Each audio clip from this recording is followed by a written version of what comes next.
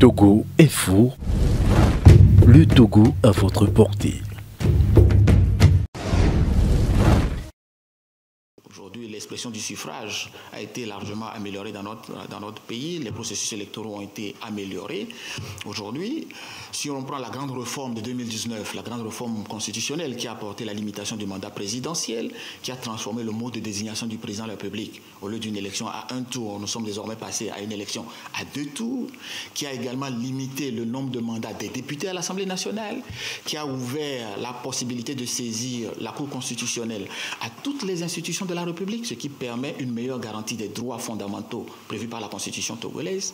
Et puis, en matière de droits civils, par exemple, on peut rajouter des exemples comme le droit de la famille. Vous vous rappelez qu'on a consolidé le statut de la femme. On a renforcé sa position comme chef de famille à côté de l'homme à l'intérieur des familles.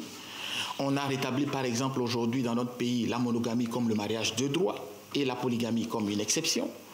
Tous ces éléments ont permis au comité, dans un premier temps, de constater les avancées faites par notre pays, de féliciter le Togo et de l'encourager à continuer. Mais en même temps, il y a des défis. Vous avez posé la question, quels sont les défis qui restent à faire? Vous savez, les droits de l'homme sont un chantier interminable.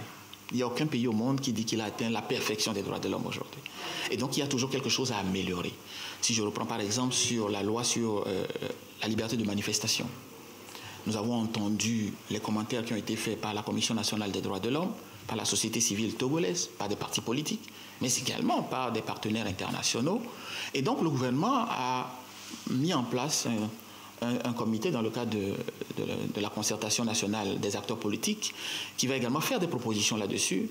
L'équipe gouvernementale fait des propositions là-dessus. Et puis nous allons prendre en compte toutes ces contributions pour voir comment nous allons améliorer notre loi sur les libertés.